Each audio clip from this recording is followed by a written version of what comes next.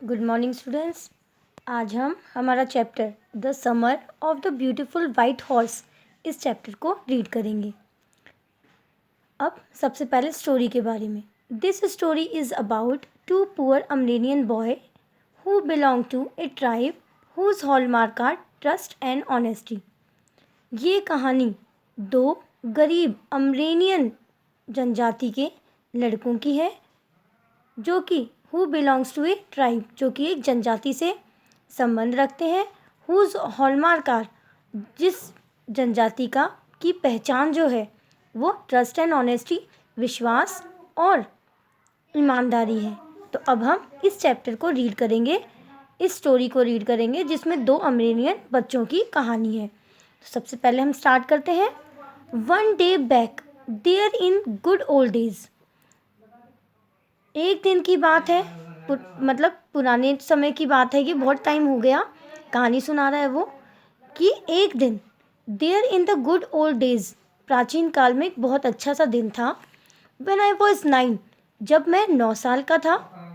And the world was full of energy, every imaginable kind of magnificence. और ये दुनिया जो थी ये बहुत ही शानदार प्रकार की कल्पना के साथ भरी हुई थी, क्योंकि अब छोटे बच्चे जो होते हैं उनके लिए तो सभी चीज़ें नहीं होती है, कल्पनाशील ही होती हैं। And life was still a delightful and mysterious dream. और जीवन जो था अभी भी मेरे लिए बहुत खुशनुमा और रहस्य भरे सपनों से युक्त था।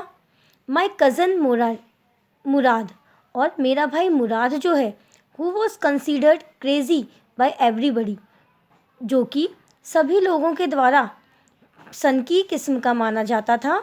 हु न्यू हिम एक्सेप्ट मी, जो कि मेरे अलावा सभी के द्वारा सनकी माना जाता था, केम टू माई हाउस, मेरे घर आया एट 4 in the morning, सुबह 4 बजे, and woke me up tapping on the window of my room, और मेरे कमरे की जो खिड़की थी उसको थपथपाते हुए उसने मुझे जगा दिया।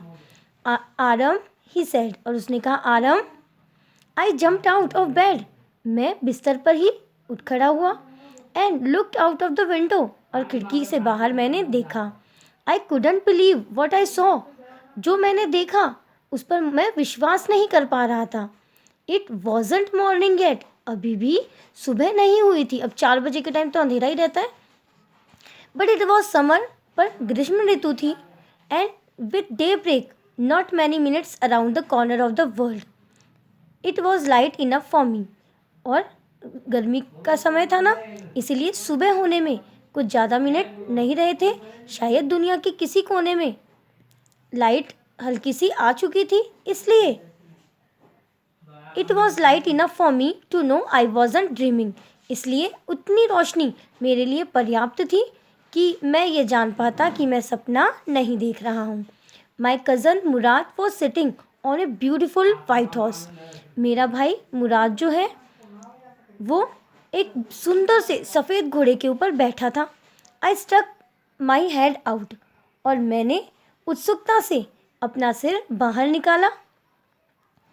एंड रब्ड माई आइज़, और मेरी आंखें मैंने मस ली।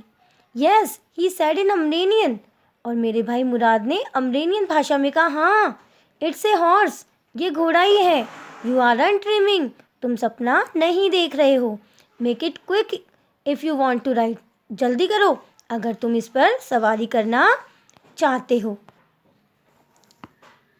I knew my cousin Murad enjoy being alive more than anybody else who had ever fallen into the world by mistake. मैं जानता था मेरा भाई मुराद जो है वो जीवन को अन्य लोगों की अपेक्षा बहुत अच्छे तरीके से इंजॉय करता था, जो कि इस दुनिया में शायद गलती से आ गए हों। But this was more than even I could believe, परंतु ये जो काम हुआ था इसका मैं विश्वास बहुत कम कर पा रहा था। In the first place my earliest memory had been memories of horses. सबसे पहली बात तो ये थी कि मेरी प्रारंभिक जो यादें थीं वो सभी यादें घोड़ों पर थी। And my first longing had been longing to ride, और मेरी सबसे पहली इच्छा जो थी वो घोड़े पर सवारी करने की इच्छा थी। तो अब अब मेरी यादें जो थी और जो मेरी इच्छा थी वो आज पूरी हो रही थी। This was the wonderful part, और इसीलिए ये भाग जो था वो बहुत ही शानदार पार्ट था मेरे लिए।